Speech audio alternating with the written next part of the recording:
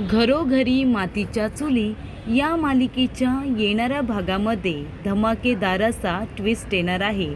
तर प्रेक्षकांनो, इथे आता ऐश्वर्याचा शर्वरीवरती खूप जास्त राग असतो.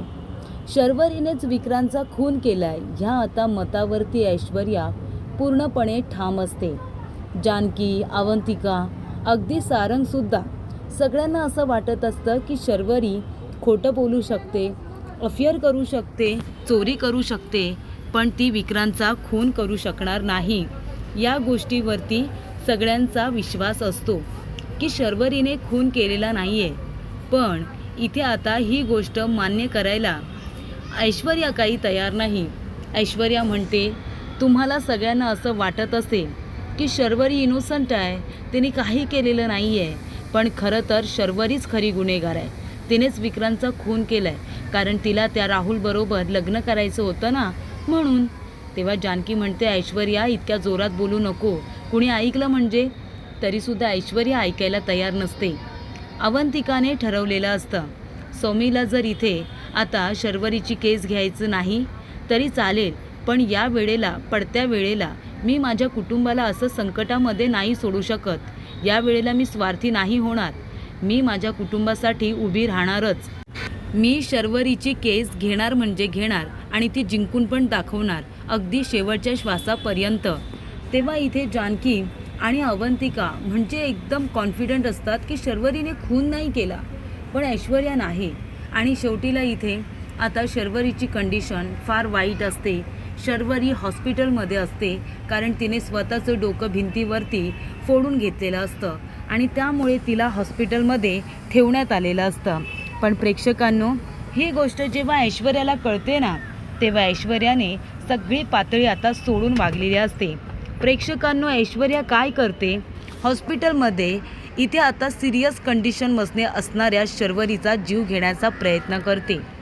इथे आता नर्सच्या वेशामध्ये येत ऐश्वर्याने शर्वरीचा ऑक्सिजन मास्क हा बाजूला काढत तिचा जीव घेण्याचा प्रयत्न केलेला असतो. आणि ही गोष्ट जेव्हा जानकी ऋषिकेशच्या लक्षात येते, तेव्हा ते दोघे जण ऐश्वर्याला पकडण्याचा सुद्धा प्रयत्न करतात. तेव्हा इथे जानकीला संशय आलेला असतो की ती ऐश्वर्याच आहे, कारण ऐश्वर्याला रंगेहात पकडण्याचा प्रयत्न जानकीने केलेला असतो म्हणून. तर प्रेक्षकांनो, येणाऱ्या भागामध्ये कशा पद्धतीने या गोष्टी पुढे घडत जातात आपण सविस्तरपणे बघूया. तर इथे आता जानकी तिच्यासाठी टिफिन घेऊन जाते. शर्वरी म्हणते की वहिनी, खरंच म्हणजे तू किती चांगली आहेस गं. मी तुझ्याशी इतकं वाईट वागले, पण तरी पण तू माझ्यासाठी टिफिन घेऊन आलीस. मी तुला मारण्याचा प्रयत्न केला. त्यानंतर इथे आता मी दादाला जेलमध्ये पाठवलं. माझ्या चुकीमुळे दादाला जेलमध्ये जावं लागलं. एवढं सगळं असूनसुद्धा तू माझ्याबद्दल वाईट विचार करत नाही आहेस. तू माझ्यासाठी टिफिनसुद्धा घेऊन आलीस. तेव्हा ती म्हणत असते की हे बघ बाळा, अगं तुझ्याकडून चुका झाल्या. माणूस म्हटलं की तो चुकतोच, पण कुटुंब कशाला म्हणतात. आपल्या माणसाला असं एकटं सोडायचं नसतं. तो सुधारण्याचा प्रयत्न करतोय ना, तर आपण त्याच्याबरोबर असलं पाहिजे. झालं गेलं सगळ्या गोष्टी विसरून नवीन आयुष्याला सुरुवात केली पाहिजे की नाही. त्यामुळे झालं गेलं ते तुम्ही पण विसरून जा शर्वरी वंश, आणि आता फक्त इथे तुमच्यावरती लक्ष ठेवा. तुम्ही इथून लवकरात लवकर बाहेर पडणार. तेव्हा ती म्हणते, वहिनी थँक्यू, तू माझ्यासाठी डबा घेऊन आलीस गं घरचा. पण आधी तू मला सांग ना, इथे आता सौमित्र दादा माझी केस घेणार आहे ना, माझी केस लढणार आहे ना तो. तेव्हा जानकी म्हणते की हो सौमित्र भाऊजी तुमची केस लढतील ना, तुम्ही नका काळजी करू. तेव्हा इथे लगेचच शर्वरी म्हणते, पण तू असं का बोलतेस, मला खरं खरं सांग, नक्की काय चाललंय, खरं खरं सांग ना, तो माझी केस लढणार आहे ना, की तू खोटं बोलतेस. ती म्हणते, नाही हो, मी खोटं नाही बोलत आहे. तेव्हा शर्वरी म्हणते, वहिनी तुला माझी शपथ आहे, खरं खरं सांग नक्की काय बोलणं सुरू आहे.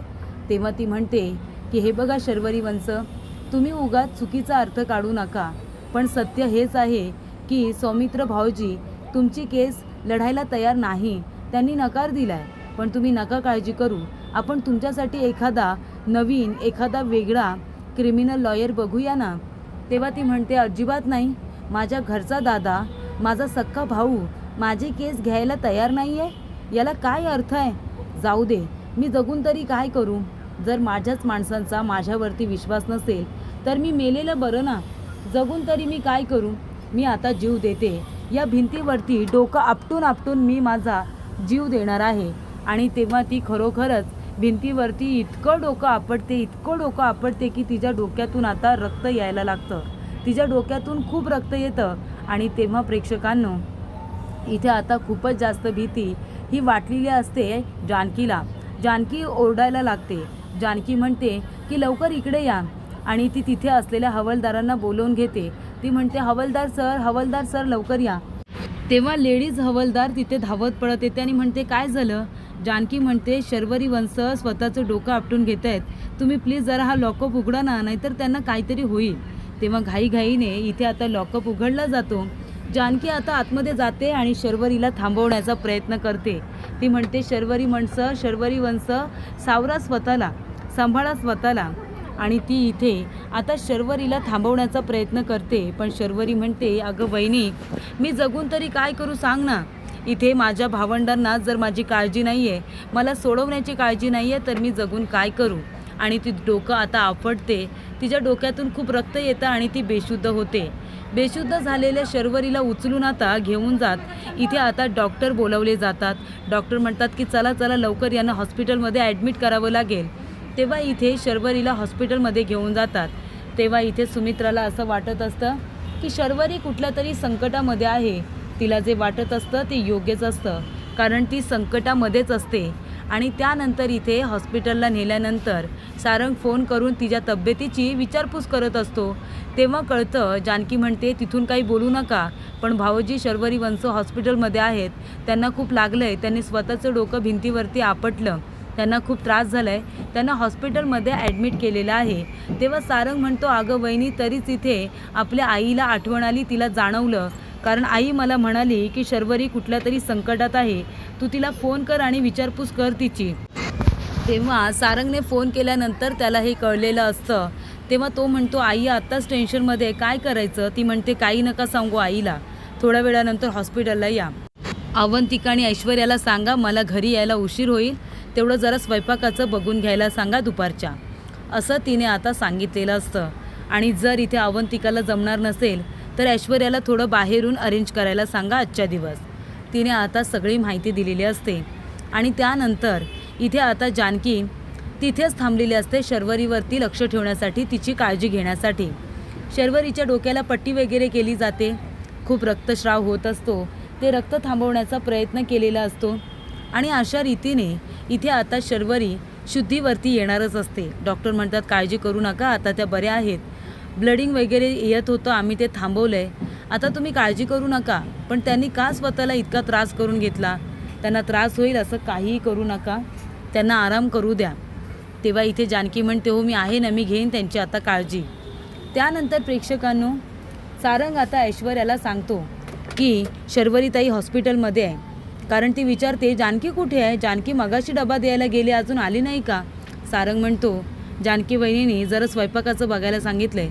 ऐश्वर्या म्हणते, हो बघते मी, पण जानकी कुठे आहे, अजून आली नाही का ती. तेव्हा सारंग म्हणतो, ऐश्वर्या कुणाला सांगू नका, पण शर्वरीताई आहे ना, तिने स्वतःला इथे इजा पोचवण्याचा प्रयत्न केला, त्यामुळे ती हॉस्पिटलमध्ये आहे. तिला खूप जास्त त्रास झाला ना, म्हणून तिला हॉस्पिटलमध्ये ॲडमिट केले. तेव्हा ती म्हणते, काय ही शर्वरी पण ना स्वतःचा गुन्हा लपवण्यासाठी ती कुठल्याही पातळीला जाऊ शकते. त्यानंतर इथे आता सारंग म्हणतो, असं बोलू नका हो, तिच्या जीवावरती बेतलं आहे. तुम्हाला माहिती नाही आहे, म्हणून तर जानकी वहिनी तिला हॉस्पिटलला घेऊन गेले. तेव्हा तुम्हाला स्वयंपाकाचं बघायला सांगितले.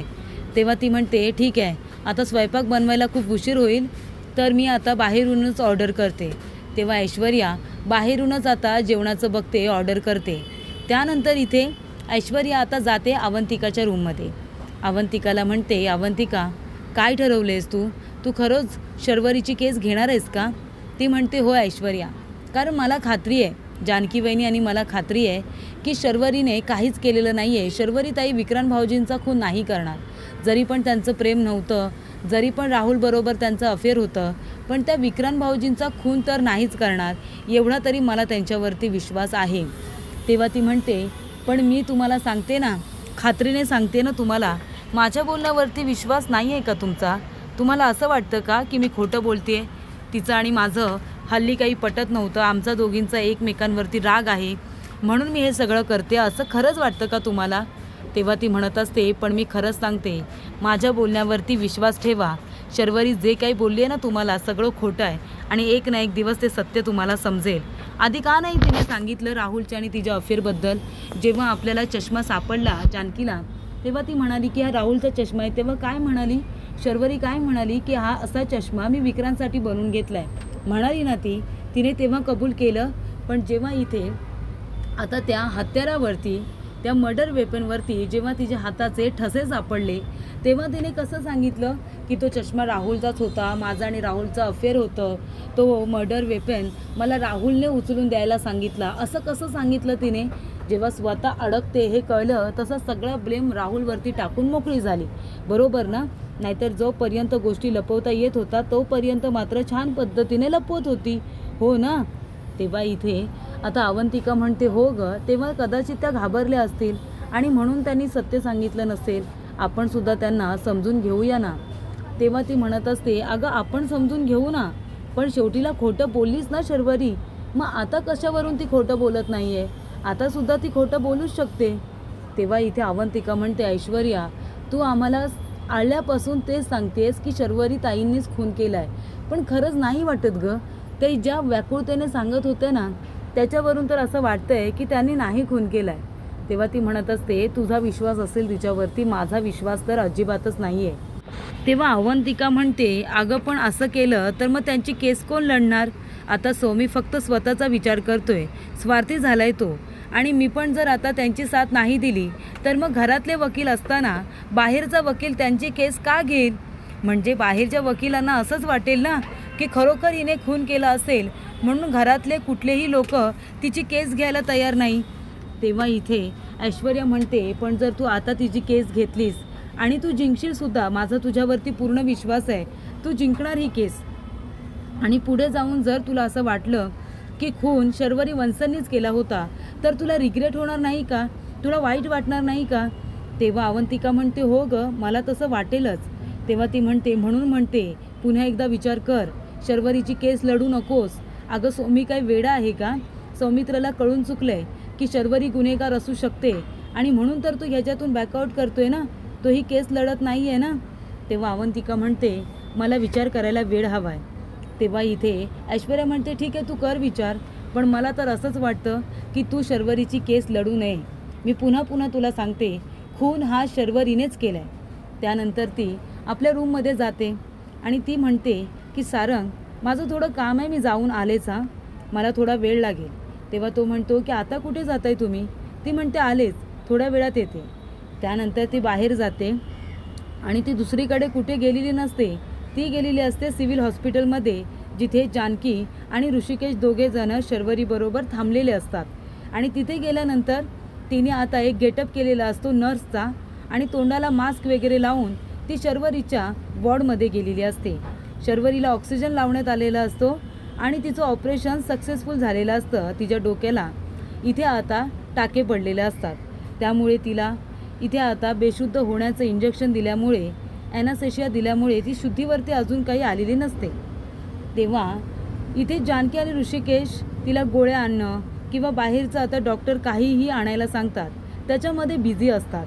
आणि तेव्हा ऐश्वर्या पटकन जाते तिच्या वॉर्डमध्ये आणि तिच्या तोंडाला लावलेला मास्क, जो आता ऑक्सिजन मास्क आहे, तो काढण्याचा प्रयत्न करते. काढून तो बाजूला ठेवते. तेव्हा शर्वरीला श्वास घ्यायला त्रास होतो आणि तेवढ्यात जानकी गोळ्या घेऊन आलेली असते. दरवाजा उघडून बघते तर काय, इथे आता शर्वरीला त्रास होत असतो.